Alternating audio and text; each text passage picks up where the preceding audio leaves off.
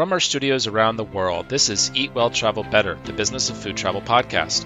Every month, we bring you the world's culinary tourism industry professionals and share with you strategies, tactics, and information that help make you a more effective leader, communicator, and professional in our culinary tourism industry. I'm your host, Eric Wolf. Thanks for listening. Welcome to episode 63 of the Business of Food Travel podcast. Today, we will be speaking with Tammara Soma. Dr. Tammara Soma is a professor, researcher, and teacher at Simon Fraser University in Vancouver, BC, Canada. When she is not teaching, she is busy running the Food Systems Lab, a social innovation research lab tackling complex food issues. As the first hijabi professor at the university, Tammara often finds that her identity can be a point of tension. While she faces a lot of stereotypes as a visibly Muslim woman professor, she is optimistic that food is healing and can bring diverse people together. Originally from Indonesia, she is passionate about the role of food literacy in fostering belonging, identity, and in supporting environmental sustainability. Here's our conversation with Tammara. Tammara, hi. Thank you for joining us today on the Business of Food Travel podcast. Hi, Eric. Such a pleasure to join you. It is a pleasure for me as well, and a true joy. You are from one of my favorite food countries, Indonesia. I would like to ask you to start off, what was your journey like from Indonesia to Canada? How did you make that journey and that decision to come to Canada? Oh, wow. I love my home country. I will say that I miss the food so much. Yeah, so basically, my journey from Indonesia to Canada is a long one. I was born and raised in West Java in the city of Bandung, Indonesia. Bandung is like a culinary mecca, it's a hub of everything delicious when it comes to food. And I think growing up, I've always been passionate about justice, about the environment. And basically, when I was in high school, my mother had this opportunity to take us to the United States. She was doing a research fellowship at Wake Forest University. And as I was kind of figuring out where my destiny would lie, was I going back to Indonesia? Am I going somewhere else? And will I stay in the United States? I was looking at opportunities in Canada because actually the United States is very expensive for an international student. And I saw this great program for environmental studies, and I just went for it. And the university is called York University, and they had all of these great programs, courses teaching about environmental justice, environmental studies. And so I decided this would be a good program. And then that was back in 2002. I was thinking that this would be a temporary thing. I would come to Canada, go back home. But nope, I basically met my husband, fell in love, stayed here. And yeah, so that was kind of like my journey from Indonesia to Canada. I do miss the food, I will say that. So I just have to ask, you correctly stated that the United States is expensive, especially for foreign students, but Canada is also expensive. So I'm surprised that you went from the US to Canada because that's kind of going from the frying pan into the fire in terms of cost. Well, actually, back then, way back in the old yonder, in 2002, US currency was higher. So since my mom was there in the US doing some research fellowship, there was a little bit more power and strength in the US dollar, and Canadian international tuition was significantly cheaper than American international tuition. And also I did receive several scholarships to study in Canada. So that really softened the blow for me. And it was just a pretty much clear decision. I can pay 40K or I can get in for the first year pretty much free because everything was covered. So that was a pretty easy choice. Wonderful, wonderful. Well, Canada is very lucky to have you. How often do you get back to Indonesia? Oh my goodness, the last time I went back to Indonesia was in 2015. That was when I was doing my research. I did my PhD on household food consumption and food waste management in Indonesia. And so that was a really lovely way to segue my academic research and interest and passion to contributing something back to my home country. And also a great way to make an excuse to visit my family. It's been so long, but I'm a mother of three, and it's very expensive to go back home to Indonesia. So it's basically a privilege, a luxury kind of thing to be able to see my family, go back home. I usually have a list of, I don't know, 30, 40, 50 items that I'm going to eat back home. So I get my fill of the Indonesian food. Yeah, I haven't been back home since. Well, I'd love to talk more about your research and what you're doing at the university, but let's talk about the fun stuff first. I was in Indonesia, oh gosh, maybe 10 years ago. We have an ambassador of our association there in Jakarta, and she picked me up at the airport, and she and her son gave me tours around Jakarta, and I met some really fantastic people. Have you ever, I'm sure you know Helianti Hillman? Names is familiar, but I actually left Indonesia when I was a teenager, so a little bit Oh, novice in that realm. okay. Well, she used to be a lawyer, but then she founded Javara Indonesia. And are you familiar with that brand? Yes, yes, yes. Yeah, and wow, I was absolutely blown away. I visited her gift shop and studio there before it was the huge welcome center it is today. And I just remember seeing the fantastic packaging. You could really tell that the ingredients were top quality. She, of course, gave me some goodies to take away, but I just remember her and her story and what a powerful and moving woman she was. And I really cherish that was probably the highlight of my trip to Indonesia, besides, of course, meeting our ambassador in person and speaking at the conference. But really, meeting Helianti she's just an amazing woman and she's doing so much for the farmers there in Indonesia. I'm glad that you mentioned about the farmers, because one of the biggest thing in my research, and this is tying back to my culture and my identity. I like to joke around with my kids because they're half Indonesian. My husband is Lebanese, so we come from a very strong culinary powerhouse. My parents basically taught me, my mother especially taught me this folk tale, this Indonesian story of the tale of the crying rice. And basically, this kind of helped inform and shape how I value food and how I care about food. And the story basically is that a farmer was out in the field, and as she was basically ready to go back after a day of harvesting rice, she heard a crying sound, and she went out into the field trying to find that source of the crying sound. And it was a handful of unharvested rice.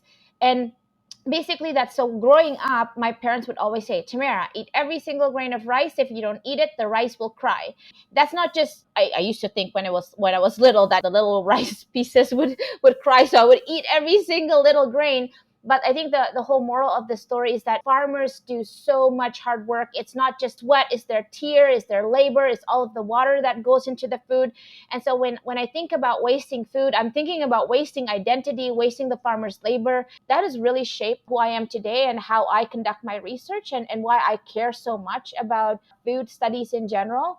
And yeah, that's a little piece of me that I think it's never gonna go away. And I kind of transfer it to my children as well. The World Food Travel Association is the world's leading authority on food and beverage tourism. Founded in 2001, each year we serve a community of 200,000 professionals in more than 150 countries. Need help to take your business or destination to the next level? Or are you looking for the latest trends and best practices from around the world?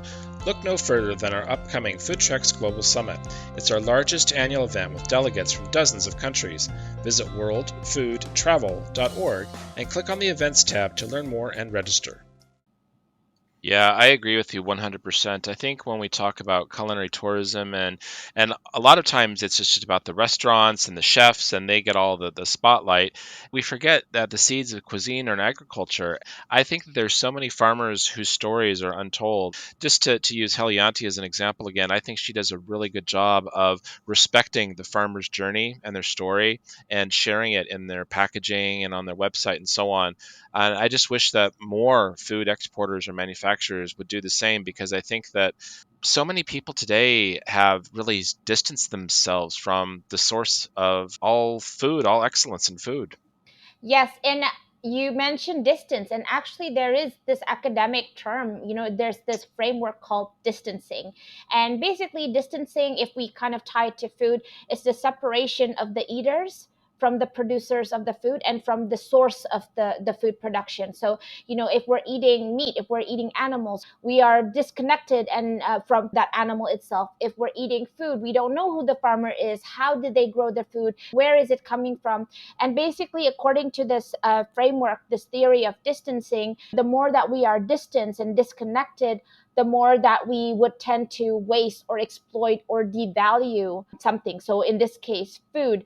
And there's this kind of spatial distancing, very long distance food supply chain, people just completely not understanding or not being able to have the opportunity to grow food. But then there's also the mental distancing, where we're just kind of eating mindlessly, not fully understanding the kind of maybe the spiritual aspect for some people, or just the kind of mental and emotional connection that goes into producing food.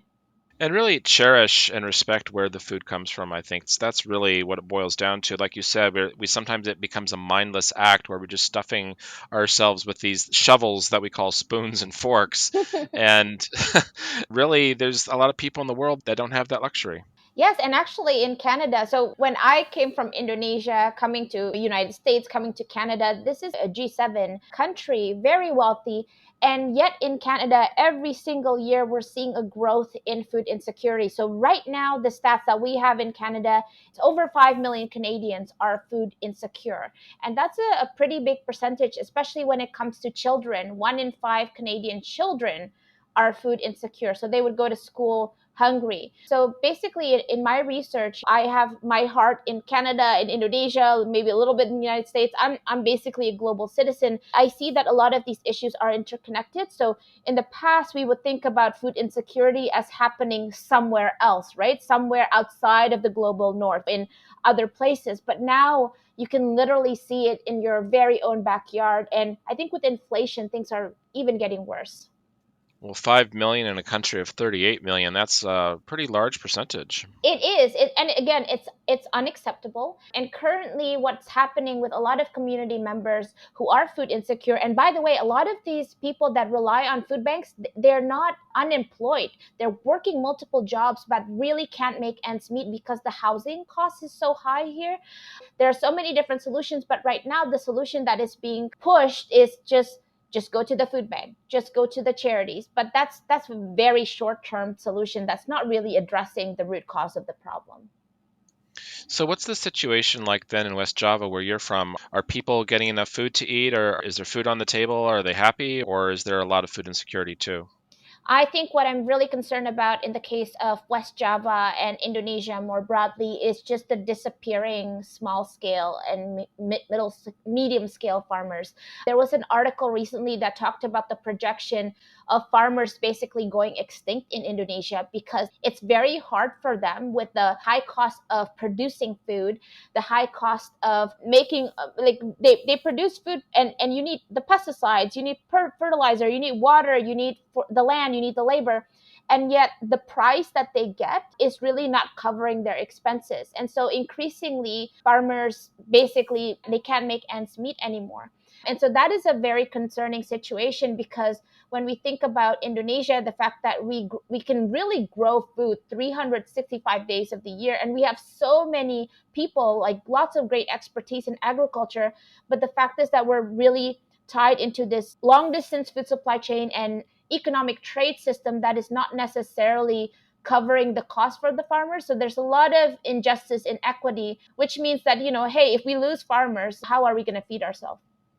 Well, what you've described is really happening in a lot of countries around the world. I hear the same thing in the United States, and I live in Spain. I hear the same thing about the smaller farmers in Spain, the family traditions, the younger kids not wanting to go into farming, and then what's left. And I would like to ask you, because as the research director of the Food Systems Lab there at Simon Fraser University, I could not think of a better person to ask, what's the solution to our food systems problem?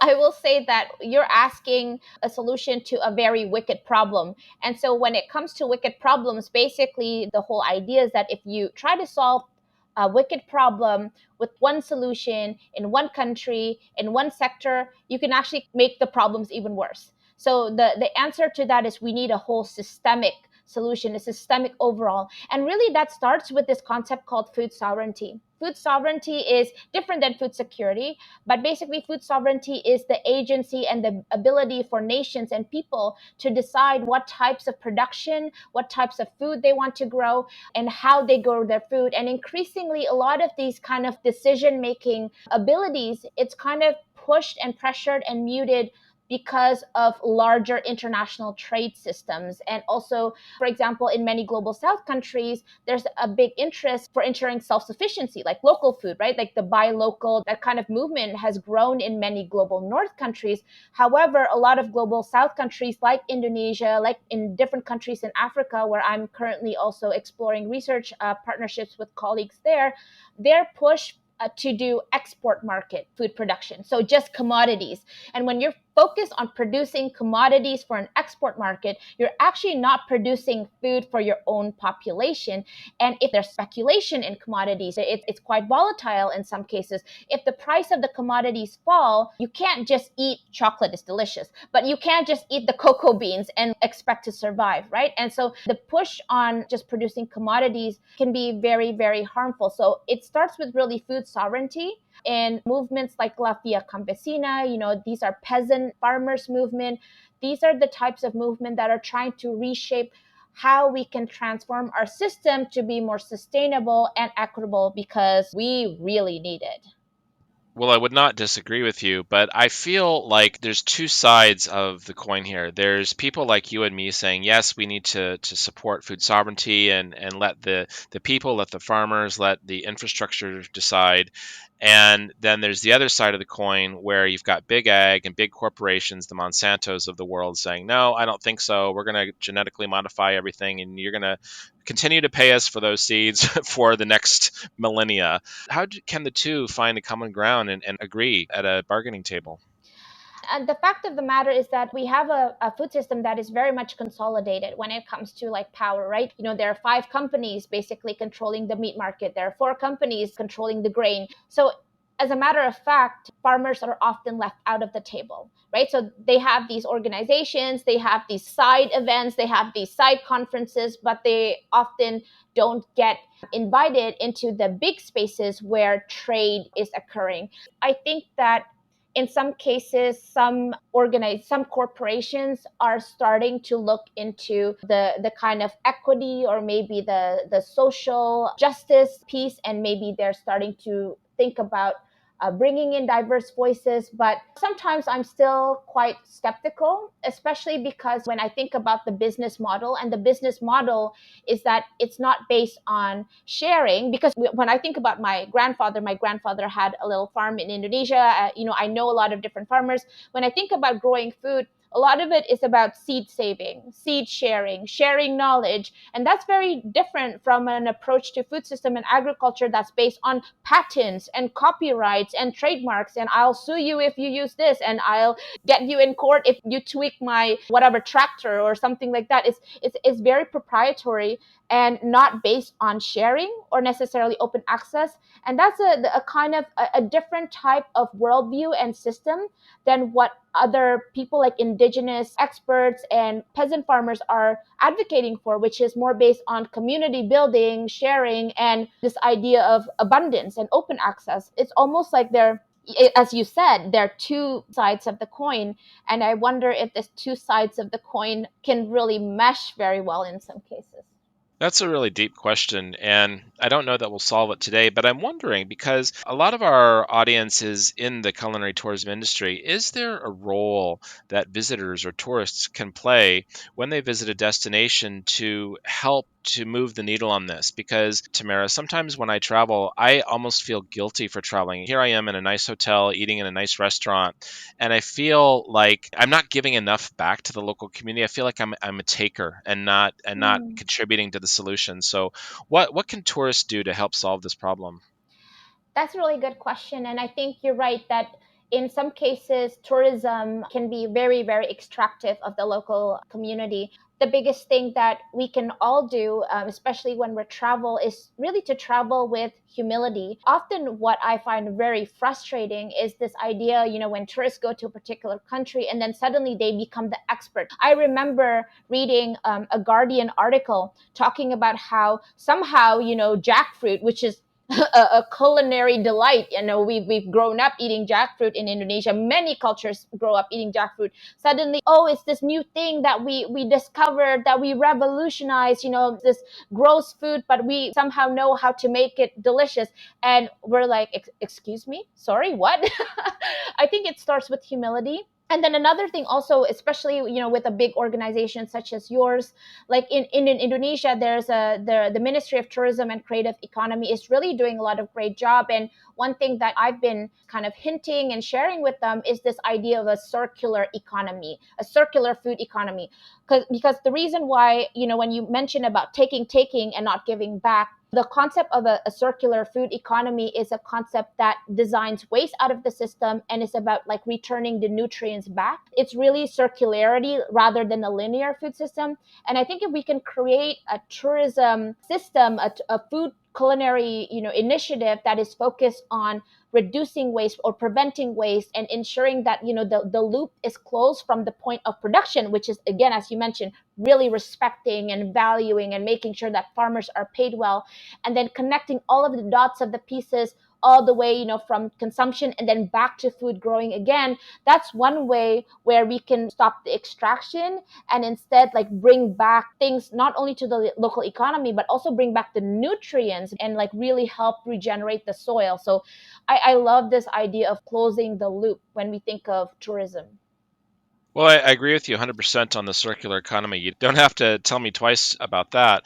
But I'm just thinking about other travelers who are arriving in destinations who may not be as to use your word, may not have as much humility as other travelers. And they arrive and they think that they're just going to enjoy themselves. They're going to drink a lot of beer and have fun and party and throw that plastic wrapping wherever it lands. And not all travelers are like this, and we certainly know that. And I do think consumers are changing, but perhaps not fast enough.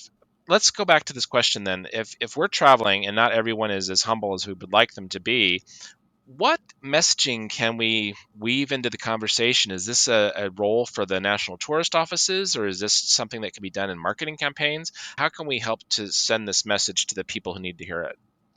Definitely there is increasingly a growing focus on responsible tourism, right? I mean, that's how ecotourism started, but then even ecotourism can be a form of greenwashing if not done properly.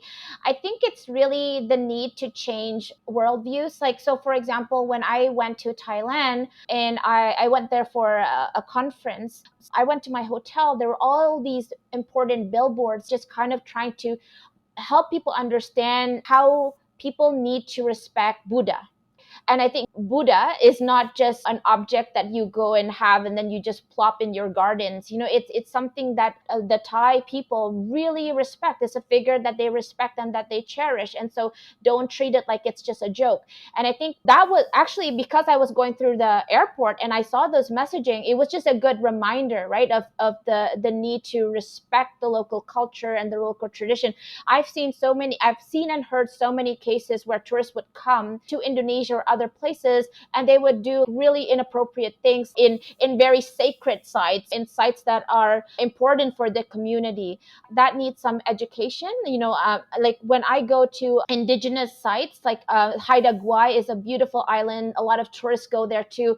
There's actually within the website itself like protocols of understanding that when you're coming here, you're coming as a relation. We are all kins, we are all relations, and so therefore you respect your relations. And I think that protocol really helps set your mind in a different way, so when you're going there, you know that you're going there with responsibilities in mind and not just, yeah, you can enjoy yourself, but you can enjoy yourself with respect. You talked before a little bit about responsible tourism. I really like your comment and the direction that you were going with that.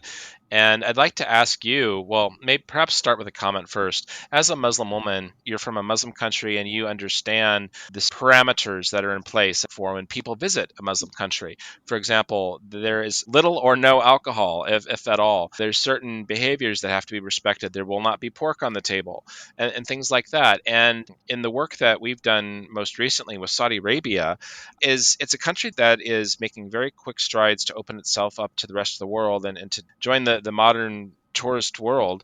And I think it's doing a great job of that. But at the same time, I think that it is a country that forces a tourist to think twice about how they're going to behave when they're there. I think that we can all learn something from other countries and other cultures. And I'm just wondering if maybe we just need to, I don't know, do we need to do more traveling? Do we need to share more meals together? But traveling to different cultures, I don't know. What's the answer here?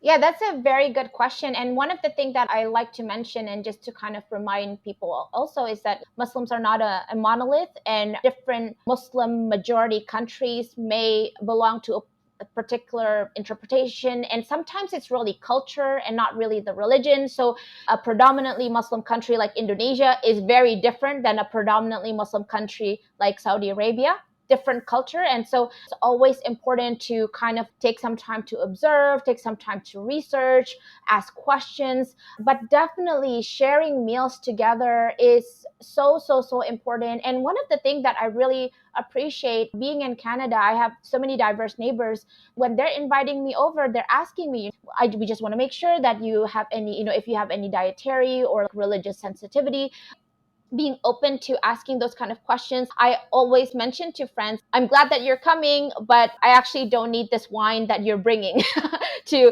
again, because like wine is a very nice gesture for some cultures, right? Like, you come to dinner, you bring wine, but in my household, that wine it would not be consumed. So you can save your money buying apple juice for me. Um, I think the biggest thing is food has the power to bring people together. Food has the power to break stigma. And we need to do a lot more sharing and talking, and also creating a safe space to actually ask questions. The problem is often we're kind of scared to ask questions like, what is allowed, or is it true that, say, in Islam or in this country, you're not allowed to do this?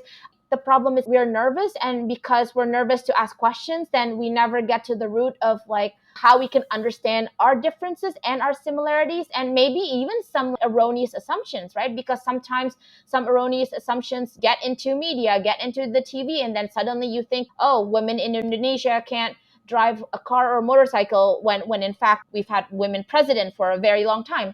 So the key is that food has that power to bring people together and to break misunderstanding. And I think we need more spaces where we can do that. Maybe eat with a stranger. Food does have that power. You're absolutely right. And I think we're saying that maybe we're nervous sometimes. I agree with that.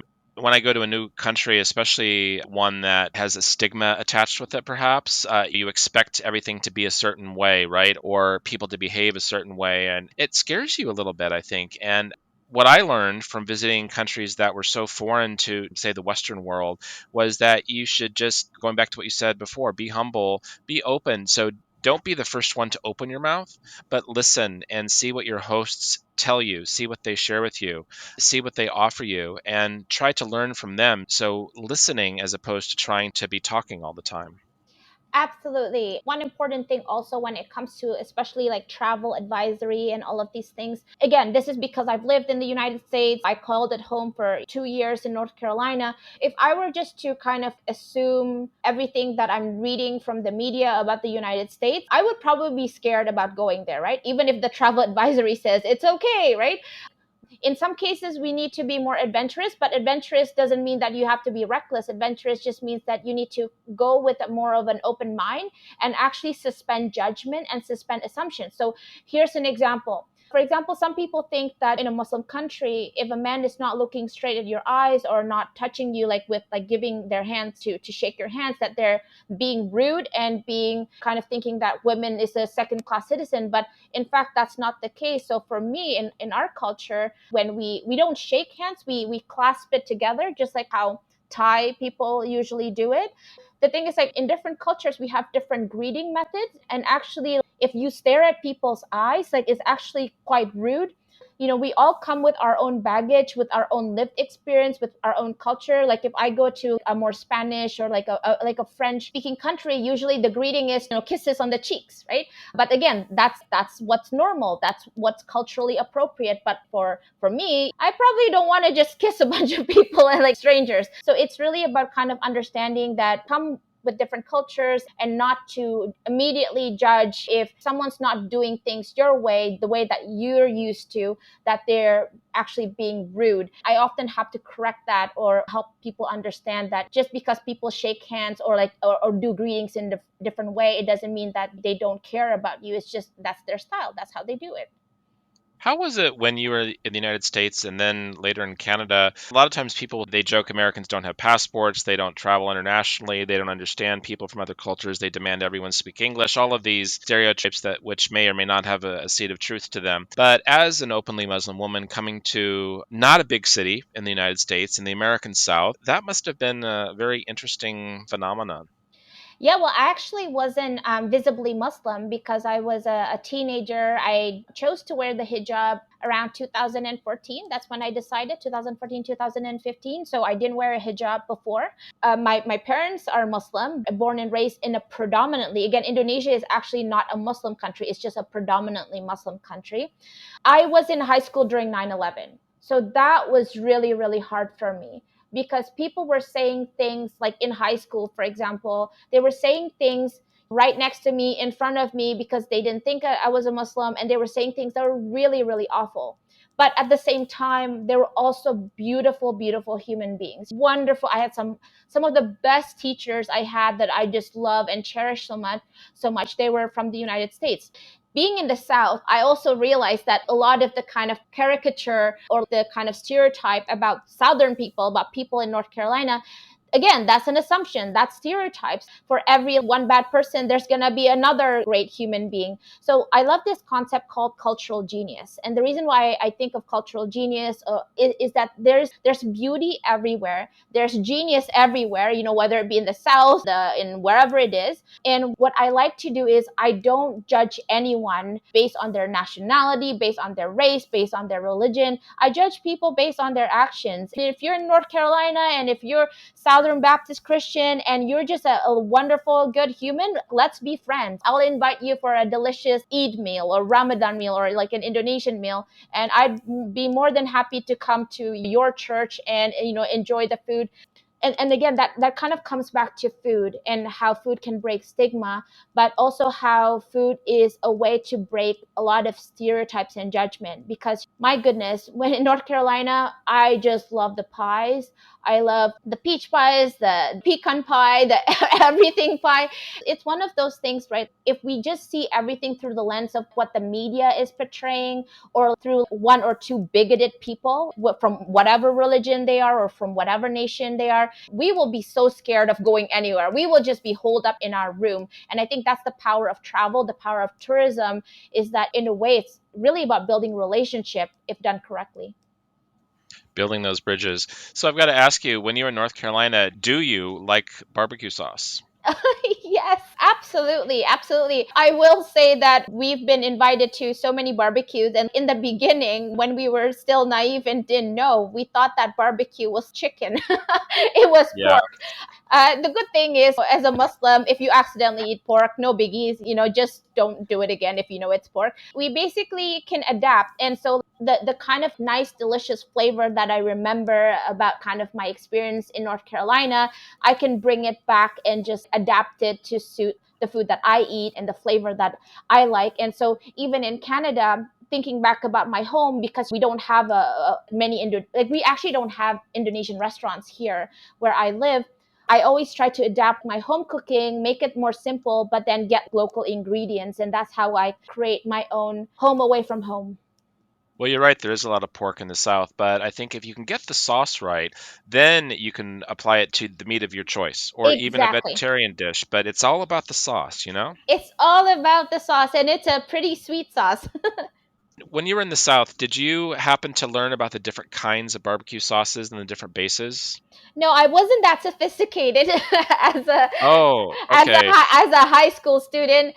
Definitely not. But the one thing that I just really loved about my parents, we did some road trips. We went to Virginia, we went to Kentucky. They took us to garage sales. So we were always trying and doing new things. We didn't come from a wealthy background, and in the US we lived very simply. So a lot of the things, like a lot of the big things that we did, was just going to the grocery store, getting some chips, and my mom would make rice in the rice cooker, and then we would buy rotisserie chicken, and we would just have ketchup or barbecue sauce on the side, and we would just eat it, and that's the highlight of our day. So simple life, but good food, good company. So just a quick crash course on barbecue sauces. So North Carolina, theirs is, I believe it's vinegar based, and then in South Carolina, it's mustard based. And then Mm. you have a ketchup based one in Tennessee all the way over to Kansas City. And then the Texas one is more of a dry rub. So the Texas one is the kind that you would get in places like Argentina and Brazil when they say they have barbecue. It's really more that dry grilled meat kind of thing, although there is sometimes there's some kind of dry rub spices in the Texas meat. You'll also find beef more prevalently in Texas than you will in the other southern states. Well, I'm gonna say this is my Indonesian pride coming in, but Indonesian barbecue, Indonesian ayam bakar, sate, and all of these things. I will say it's my favorite, and especially the fish barbecue that Indonesian people make. A lot of what we make with the sauce is with sweet soy sauce, right? So caramelized, and then also the peanut sauce. So it's a very different barbecue than the kind of North Carolinian, often more spicy too, like depending on well, we use sambal a lot. Yeah. So, and this is not fair because now I'm drooling, I'm salivating, thinking about back home, but with no recourse to actually figure out how I'm gonna get my hands on some Indonesian barbecue.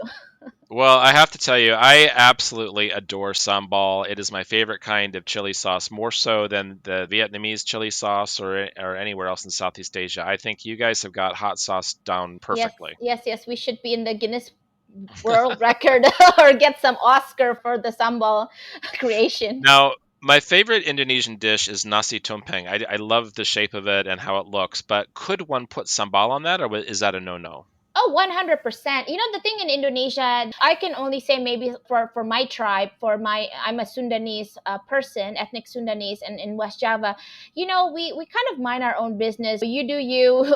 I like my sambal a certain way. You might like your sambal a certain way. I might add some sweet soy sauce into my sambal because just to make it less spicy, and then others might not. My mom used to eat rice with just small chili peppers, and she would just eat rice with that. And I'm like, how can you do that? Yeah, you can do whatever you want as long as it tastes good. And honestly, some of the best coffee I've ever had on the planet is from Indonesia. Truly, you guys are the world leaders in coffee as far as I'm concerned. Yeah, and so here's the thing though, and again, this goes back to the whole issue of equity and justice and the global supply chain, is that you get the really good Indonesian coffee outside of Indonesia, but sometimes you get the kind of like leftovers in when you're actually in Indonesia. And so Mm, that's the kind of thing that we want to have a fairer, more sustainable, more just world where we can have that sovereignty piece. So yes, let's share our beautiful coffee, our beautiful food with the world, but make sure that the Indonesian people themselves can also have access to that deliciousness. Because again, the peasants can't even afford it. If they can't enjoy it, then it's a pretty sad state of affairs. yeah. I remember when I was there, I was looking for chocolate, knowing that Indonesia produces cacao, I was expecting some of the world's best chocolate, and I didn't find it. I really didn't like most of the chocolate I had there. And I think it's just like you said, the best cacao beans are exported and find their ways into luxury chocolate bars in London and New York City, and it's not what you're going to find there on the streets of Jakarta. Yes, and actually, in many global south countries, a lot of the kind of calls are for global south countries to actually have the power and the infrastructure to process their cocoa beans right at home. And that's because often we only export the raw commodities, but we don't actually have the opportunities to actually process it. And when you get to process it, right, so to actually roast the coffee and package it, that's a whole different value added business and economic profit compared to if you're just exporting the raw. When we talk about Indonesian chocolate, you're talking about milk chocolate with a lot of, it's very, very, very different. But meanwhile, if you go all around the world, you know, in Belgium and Brussels, like I've been there myself, they use Indonesian cacao, they use African cacao, but then we don't really get to have that opportunity to actually process it and develop our talent to create those delicious pastries and what have you. I think the big piece here is really helping global south countries develop some of that infrastructure, because that's also a great piece of tourism, is that if you can actually, in Canada, a great piece of tourism is seeing places like going to the farm, seeing how apple cider is made, going to an indigenous community where you can learn how to cook the food with them, with the community, and see how the salmon is processed and what have you. That's a wonderful experience. It brings economy back to the local community, and it also creates value added opportunities. And I think that's the piece that can really be honed and invested upon in many global south countries, especially in Indonesia, because that's where tourism is not just about taking, but it's also about giving back. You're absolutely right. The last podcast guest we interviewed was Chef Selassie Atadika from Ghana. She has a chocolate company in Ghana, and she does a lot of work with the local farmers there as well. She was saying when she moved back to Ghana, because her family moved to the United States when she was young, and then she decided to move back to Ghana, she was kind of smacked in the face. She said that we would take the crops from Ghana, export them to Europe, and then they would be shipped back to, not to Ghana, but to Lagos in Nigeria, where she'd have to go and pick up the products that she needed in Ghana, but they were shipped into Nigeria. Think about how many hands are touching that, how many times the cost is going up and up and up for each time the commodity or the product shifts hands. That's just ridiculous. Why can't we just have factories in the country that are processing the product right there? If I had a 3-hour podcast with you, I can go all into structural adjustment policies and some of the policies of International Monetary Fund and the World Bank that makes it very difficult for local companies and for countries in the global south to actually develop their own infrastructure and also have that power to kind of keep the food home to process it. There's all these regulations, all of these regulatory mechanism that makes it really difficult. But that goes back to distancing, because one of the things that we have to remember too is that that's a lot of greenhouse gas emission to move things around only for it to go back. I mean, we have cases in Canada where we have apples or berries that have to be transported to the US just for it to be packaged and then just for it to go back again. It's so inefficient. And this is how our food system is run. And I think if we actually improve the efficiencies by investing in the local infrastructure, that's where you can make sure that the farmers get more bang for the buck. You can have a thriving local economy, and you can actually reduce the greenhouse gas emission as well. So it's kind of like a win-win-win for planet, people, and the economy. Looking at this from an outsider's perspective, I see this as kind of neocolonialism on two fronts. First of all, you have the multinational corporations that are probably making it hard for those factories to get set up in those countries of origin.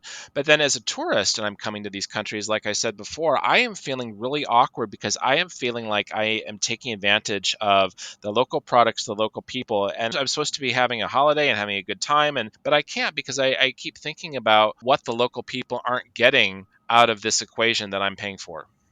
And it's a hard question to answer, because you want to do what's right, but then often, so this is in my research where I talk about the value action gap. And the value action gap is where you have all of these values, you're aware that you want to do something different, but then when it comes to actually acting upon it, there's this gap because there's actually not enough capacity or not enough infrastructure or not enough human resources or whatever it is, right? Not enough financial resources to make sure that you can actually live your value and actually practice your value. So in the case of tourism, for example, increasingly you have, like in Canada, I'll just give you the example of Canada. We have indigenous owned hotel that serves indigenous food, and where the arts and the arts that are being sold and everything is certified, meaning they've made sure they've had good relationship to make sure that these are authentic indigenous made arts or painting or sculpture or what have you. Because the thing is, a lot of people, they come to Canada, we want to buy indigenous art and this and that, and it turns out these are just printed fakes, and that's a major problem. And even in Indonesia too, I can see how the beautiful authentic batik, if you're buying it from artisans, from people like locally that are making it, they're going to get the bang for the buck. But if you're just getting one that's been printed in a factory and it's someone else's art that might be plagiarized, that becomes problematic. And this is where ministries of tourism or departments of tourism will need to have better regulation. Just like in Europe, you have the protected designation of origin with certain products, with cheese or with meat or with what have you. So that you are actually supporting the local farmers and that product is really coming from that region, we need some sort of mechanism for accountability. Well, Tammara, we didn't even get a chance to really touch on your research, and I'm delighted that you brought in the value action gap. I'm going to remember that one because that Gap. explains the conundrum that I go through when I travel. Before we wrap up, is there anything else that you would like to share? Maybe a quote that you love or something inspirational that you'd like to share with our listeners? As you mentioned in this podcast, Islam is very important for me. That's also, and my culture is very important for me. One of the, I think that a really nice quote that I remember from Prophet Muhammad, peace be upon him, is that the worst kind of feast is the one where the poor are not invited. And I think that is just such a harrowing quote to remind us of our responsibilities to one another.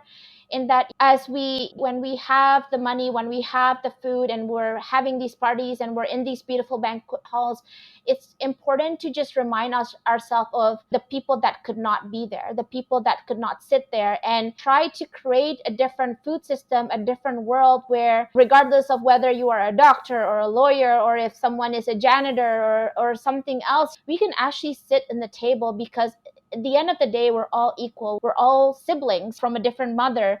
Food has that power if we actually start thinking about each other as kin and as family. That's beautiful. Well, thank you so much for sharing your quote, for sharing your time, your knowledge. Like you said, I think we could talk for 3 hours easily. Unfortunately, I know we're not the Joe Rogan show, so our listeners are not going to stay glued to the speakers for 3 hours. But Maybe not. uh, but Tammara, it was such a pleasure chatting with you, and I certainly hope to meet you in person one day. Absolutely. The pleasure's all mine. Thank you, Eric. Thank you. That's it for this episode of the Eat Well, Travel Better podcast. This episode is brought to you by the World Food Travel Association and its Food Treks Global Summit, the next one taking place on April 27 and 28, 2023. We'd like to hear from you. We invite you to share your ideas, questions, and thoughts about the podcast by emailing us at help@worldfoodtravel.org. Or you can connect with us and comment about the episode on major social media platforms. Special thanks to our guest, Tammara Soma. And our sincere thanks to you for joining us. I'm Eric Wolf, wishing you a safe, happy, and productive month ahead.